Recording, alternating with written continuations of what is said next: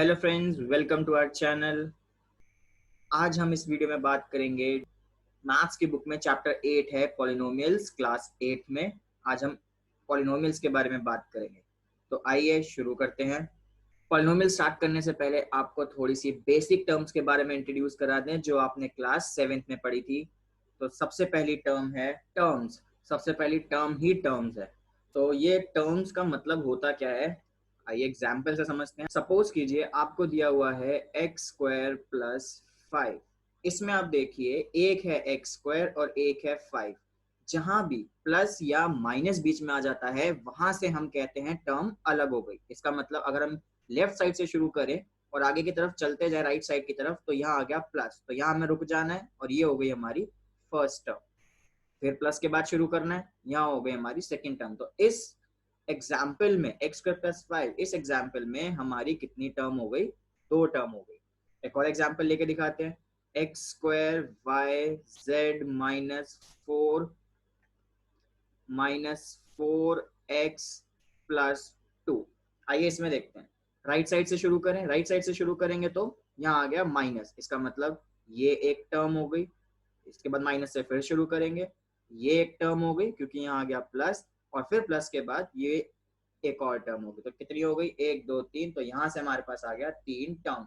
इसका मतलब कि अगर एक्सप्रेशन में माइनस या प्लस आ जाता है तो वहां से टर्म्स अलग हो जाती है। आप गिन भी सकते हैं, यहाँ पे एक ही साइन था तो यहाँ दो टर्म हो गए, यानी जितने साइन उसमें एक ऐड कर दीजिए। यहाँ कितने साइन है? एक और दो, यानी तीन टर्म हो गई। तो टर्म्स हो गया बहुत आसान। अब इस टर्म्स के बेसिस पे हमारे पॉलिनोमियल्स के नाम रखे जाते हैं। वो क्या नाम है? पहला है मोनोमियल। मोनोमियल का मतलब जिसके पास सिर्फ एक ही टर्म होती है उसे हम कहते हैं मोनोमियल। इसका एग्जाम्पल भी हम आपको बता देते हैं। इसका एग्जाम्पल आप मान लीजिए 4 हो गया क्योंकि इसमें एक भी प्लस या माइनस नहीं है, या फिर एक्स स्क्वायर वाई जेड हो गया, यहाँ पे इनके बीच में एक भी प्लस या माइनस नहीं है। यहाँ पे एक चीज ध्यान रखिएगा कि ये एक्स वाई जेड ये तीन वेरिएबल हैं। बच्चे इसमें कंफ्यूज हो जाते हैं कि यहाँ तो तीन वेरिएबल है तो ये एक टर्म कैसे है। ये वेरिएबल की बात हो रही है कि एक्स वाई जेड तीन वेरिएबल है, लेकिन अगर टर्म देखा जाए यहाँ पे कोई भी प्लस या माइनस नहीं है इनके बीच में, तो ये एक ही टर्म कहलाएगी। और अगर एक ही टर्म कहलाती है तो ये मोनोमियल होता है। तो ऐसे ही जिसके पास दो टर्म होती है उसे हम बाइनोमियल कहते हैं, तीन टर्म वाले को ट्राइनोमियल कहते हैं, और चार टर्म वाले को क्वाड्रानोमियल कहते हैं। तो ये नाम आपको याद करने हैं ताकि आप जब इस पॉलिनोमियल के बारे में समझें तो आपको प्रॉब्लम ना हो जब ये टर्म्स के बारे में बोला जाएगा। तो इसके एग्जाम्पल तो आप लिख ही सकते हैं, बहुत ईजी हैं। तो यहाँ देखिए हमने कुछ एग्जाम्पल लिख दी हैं। तो ये टॉपिक तो हो गया है क्लियर, टर्म्स क्या होती हैं, मोनोमियल्स क्या होते हैं, बाइनोमियल, ट्राइनोमियल और क्वाड्रानोमियल। अब बात करते हैं पॉलिनोमियल की। पॉलिनोमियल क्या होता है? ये मोनोमियल, ये मोनोमियल, बाइनोमियल, ट्राइनोमियल और क्वाड्रानोमियल, ये सारे के सारे हमारे पॉलिनोमियल के ही पार्ट हैं। अब चार टर्म से ज्यादा को हम कहते हैं पॉलिनोमियल। पॉली का मतलब होता है मैनी, तो मैनी का मतलब जिसमें बहुत सारी टर्म्स होती हैं उसे हम पॉलिनोमियल कहते हैं। अगर मोनोमियल है तो ये भी पॉलिनोमियल है, बाइनोमियल है ये भी पॉलिनोमियल है, ट्राइनोमियल ये भी पॉलिनोमियल। ऐसे ही चार से ज्यादा को हम सिंपल नाम दे देते हैं पॉलिनोमियल। लेकिन कोई एक्सप्रेशन पॉलिनोमियल है या नहीं, उसको चेक करने की दो कंडीशंस होती हैं। वो कौन कौन सी कंडीशंस होती है आइए देखें। अगर कोई एक्सप्रेशन हमें दिया हुआ है, मान लेते हैं यहाँ पे लिखा है x square plus 7x plus 1/x। चलो अब इसे देखते हैं कि ये पॉलिनोमियल है कि नहीं। पॉलिनोमियल को चेक करने के जैसा मैंने कहा दो कंडीशन होती हैं। पहली कंडीशन क्या है कि जो वेरिएबल यूज होगा उस एक्सप्रेशन में उसकी जो पार है वो कभी भी नेगेटिव नहीं होनी चाहिए। तो ये है हमारी पहली कंडीशन। क्या है कंडीशन? कि जो भी वेरिएबल है, ध्यान रखिएगा हम यहाँ वेरिएबल की बात कर रहे हैं, यानी जो भी अल्फाबेट होगा उसको हम वेरिएबल कहते हैं, जैसा आप अपनी 7th क्लास में पढ़ चुके हैं। तो जो वेरिएबल है उसकी जो पार है वो नेगेटिव नहीं होनी चाहिए। ये तो हो गई पहली कंडीशन। दूसरी कंडीशन क्या है कि जो वेरिएबल है, फिर से हम वेरिएबल की ही बात कर रहे हैं, जो वेरिएबल है उसकी जो पार है, फिर से हम पार की बात कर रहे हैं, वो कभी फ्रैक्शन में भी नहीं होनी चाहिए। यहाँ से दो कंडीशन आ गई हैं। क्या आ गई हैं कंडीशंस? की जो वेरिएबल की पार है वो ना तो नेगेटिव हो सकती और ना फ्रैक्शन में हो सकती। तो सिंपल सी चीज है, ये याद रखना है। अब यहाँ देखते हैं X square plus 7x plus 1/x। तो अगर इसको हम इसकी स्टैंडर्ड फॉर्म में लिखें, इस पॉलिनोमियल को, मतलब सब कुछ न्यूमरेटर में ही होना चाहिए, कोई भी वेरिएबल डिनोमिनेटर में नहीं हो सकता। तो अगर हम इसको लिखते हैं तो इसकी पावर है 1, जो ऊपर जाके रेसिप्रोकल होके बन जाएगी -1। अब यहाँ से देख सकते हैं हमारी पहली कंडीशन, पावर जो है वो नेगेटिव नहीं होनी चाहिए, और यहाँ पे इसकी पावर है 2, इसकी है 1, लेकिन इसकी हो गई -1। तो यहाँ से क्या पता चल गया हमें कि ये जो एक्सप्रेशन है ये पॉलिनोमियल नहीं है। तो ये तो हो गया हमारा क्रॉस कि ये पॉलिनोमियल नहीं है। एक और एग्जांपल लेके देखते हैं। इसमें देखें X square minus root X plus 4, इसमें इसकी पावर है 2, यहाँ तो वेरिएबल ही नहीं है, ये तो कांस्टेंट है, तो इससे तो कोई फर्क पड़ता नहीं है। अब बारी आती है इसकी रूट एक्स। तो इसकी अगर पावर देखें, एक्स की पावर यहाँ पे तो है 1, क्योंकि यहाँ कुछ नहीं लिखा, लेकिन इसके ऊपर है रूट। तो रूट को हम कैसे लिख सकते हैं? 1/2। आपने पढ़ा होगा ये, रूट को हम लिख सकते हैं 1/2 प्लस 4। अब देखिए इसकी पावर हो गई फ्रैक्शन में, तो यहाँ से क्या पता चल गया कि ये भी हमारा पॉलिनोमियल नहीं है, कि ये भी हमारा पॉलिनोमियल नहीं है। तो यहाँ से ये पता चलती है हमें दो कंडीशंस कि एक्सप्रेशन कब चेक करते हैं कि वो पॉलिनोमियल है या नहीं। हमारा अगला टॉपिक है डिग्री। डिग्री का क्या मतलब होता है? अगर कोई एक्सप्रेशन हमें दे रखा है 7x² प्लस 4x माइनस 3, तो हम यहाँ देखेंगे कि वेरिएबल की कौन कौन सी पावर हैं। तो यहाँ देखिए x की पावर क्या है, यहाँ से तो आ गई पावर 2, यहाँ से आ गई पावर 1, और यहाँ वेरिएबल ही नहीं है, तो इसका मतलब पावर 0। अब इन तीनों पावर में से हमारी सबसे हाईएस्ट पावर कौन सी है? वो है 2। तो इसको कहते हैं हम डिग्री। तो यहाँ से क्या कंक्लूड होता है कि जो भी हाईएस्ट पार होगी उसे हम कहते हैं डिग्री। यानी किसी भी एक्सप्रेशन में जो भी पार सबसे हाईएस्ट है उसे हम डिग्री कहते हैं। अब इस डिग्री के बेसिस पे भी पॉलिनोमियल्स को आगे क्लासिफाई किया गया है। अगर डिग्री 1 है तो हम उसे कहेंगे लीनियर पॉलिनोमियल, डिग्री 2 है तो क्वाड्रेटिक, डिग्री 3 है तो क्यूबिक, और अगर डिग्री 4 है तो हम क्या कहेंगे? वो क्वार्टिक और बाय क्वाड्रेटिक। तो डिग्री के बेसिस पे भी पॉलिनोमियल्स का क्लासिफिकेशन हुआ है। तो इसको याद रखिएगा कि पॉलिनोमियल्स के क्लासिफिकेशन दो तरह से होते हैं। पहला टर्म्स के बेस पे, जो हमने पढ़ा था मोनोमियल, बाइनोमियल, ट्राइनोमियल, और दूसरा है डिग्री के बेस पे, यानी लीनियर, क्वाड्रेटिक, क्यूबिक, क्वार्टिक और बाय क्वाड्रेटिक।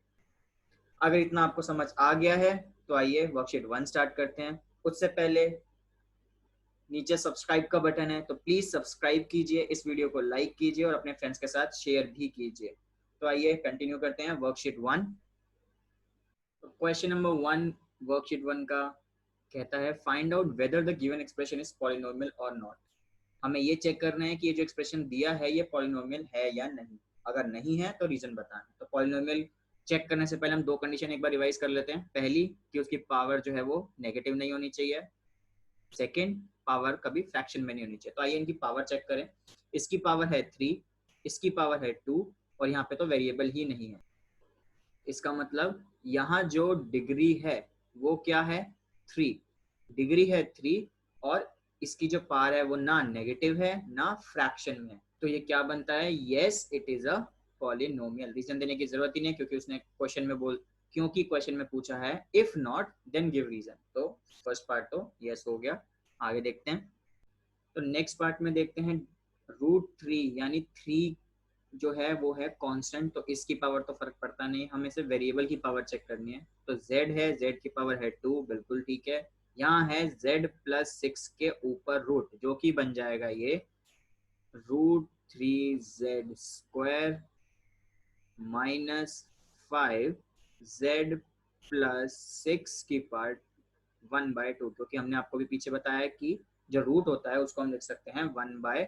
तो यहाँ से देखिए वेरिएबल पूरा ब्रैकेट के अंदर है और इसकी पावर हो गई हाफ, तो ये पॉलिनोमियल नहीं है क्योंकि इसकी पावर फ्रैक्शन में नहीं हो सकती। So no, it is not a polynomial because power of variable is fraction. तो हम कह सकते हैं कि यहाँ पे जो वेरिएबल की पावर है वो फ्रैक्शन में, इसलिए पॉलिनोमियल नहीं है। थर्ड देखते हैं, यहाँ पे इसकी पावर है 4, बिल्कुल ठीक है। इसकी पावर है 3, बिल्कुल ठीक है। इसकी पावर है 2, बिल्कुल ठीक है। यहाँ पे तो वेरिएबल ही नहीं है, तो ये होता है yes it is a polynomial.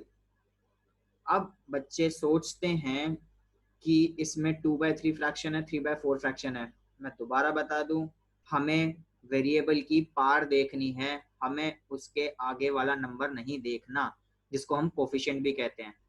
Part 4 में देखिए, x की पावर हो गई 2/3, तो ये तो हो गया नो, ये पॉलिनोमियल नहीं है।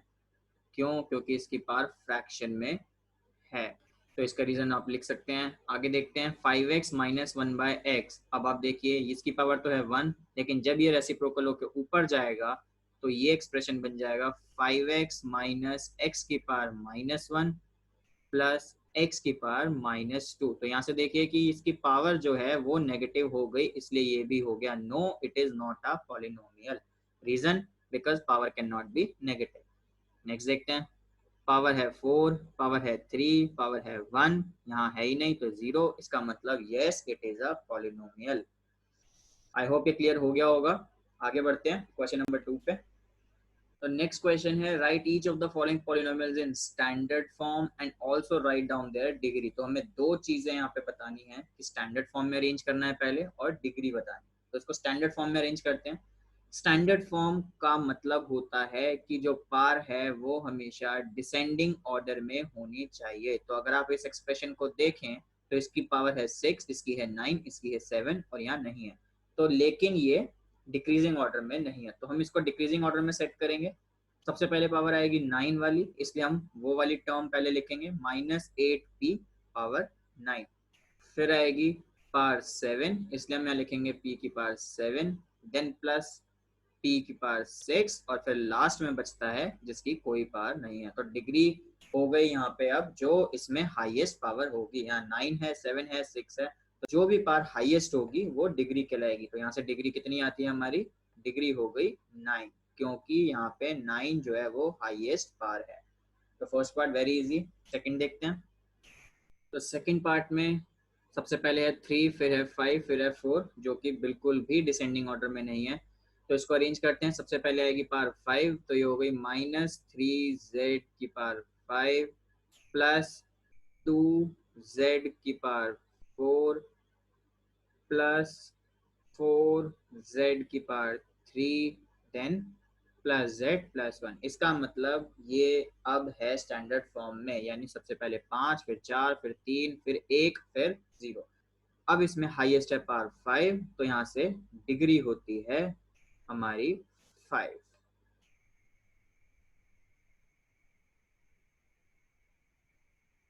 अब देखिए ये वाला क्वेश्चन, इस क्वेश्चन में इसकी पार्ट है 1, इसकी पार्ट है 1, तो यहाँ से इसको ये नहीं कहना कि इसकी डिग्री भी हो गई 1, क्योंकि ये स्टैंडर्ड फॉर्म में नहीं है। बीच में सिर्फ प्लस और माइनस होने चाहिए, हमें इस ब्रैकेट्स को सॉल्व करना पड़ेगा। तो कैसे सॉल्व करेंगे? क्लास 7th में हमने सीखा था दो ब्रैकेट्स को मल्टीप्लाई कैसे करते हैं। आइए दोबारा डिस्कस करते हैं। सबसे पहले हम क्या करेंगे, इस ब्रैकेट की पहली टर्म जो कि है x, इसको दूसरे वाले ब्रैकेट से मल्टीप्लाई कराएंगे, दूसरे वाले पूरे ब्रैकेट से मल्टीप्लाई होगा। फिर है इस ब्रैकेट की सेकेंड टर्म जो है +2/3, वो क्या होगा, इस पूरे ब्रैकेट से मल्टीप्लाई होगा। तो अब इसको सॉल्व कीजिए और आपके पास एक्सप्रेशन आ जाएगा। एक्सप्रेशन आया, इसको सॉल्व करने के बाद आया x² + 3/4x, क्योंकि x हुआ पहले x से मल्टीप्लाई तो x², x हुआ 3/4 से मल्टीप्लाई 3/4x, फिर 2/3x से, फिर 2/3 3/4 से, x² आ गया ऐसे ही। अब ये दोनों हैं x वाली टर्म, यानी ये दोनों हैं लाइक टर्म, तो इनके डिनोमिनेटर का एलसीएम लिया 12, 3 3 = 9, 4 2 = 8, 8 और 9 होता है 17, तो यहाँ पे आ गया 17/12x। अब इसको 3 से 3 कैंसिल हो गया, 2 कट गया 2 पे, तो ये बचा 1/2। यहाँ से ये एक्सप्रेशन आता है। अब ये ऑलरेडी स्टैंडर्ड फॉर्म में है, तो हम यहाँ लिख सकते हैं कि ये स्टैंडर्ड फॉर्म ही है इस एक्सप्रेशन की। अब इसकी डिग्री अगर स्टैंडर्ड फॉर्म में तो सबसे आगे कौन सी पावर है 2, तो यहाँ से डिग्री बनती है 2।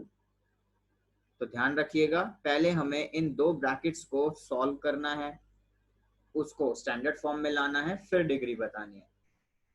तो इस क्वेश्चन के आगे और भी पार्ट हैं, उसको आप खुद ट्राई कीजिए। अगर आपको कोई प्रॉब्लम होती है किसी पार्ट में तो नीचे कमेंट करके आप क्वेश्चन नंबर डाल दीजिए, हम उसका सॉल्यूशन आपको प्रोवाइड करवा देंगे। तो आगे की वीडियोस आप तक पहुंच सकें इसलिए आप इस चैनल को सब्सक्राइब कीजिए और इस वीडियो को अपने फ्रेंड्स के साथ शेयर भी कीजिए। फिर मिलते हैं नए कॉन्सेप्ट के साथ, तब तक के लिए good bye, thank you so much.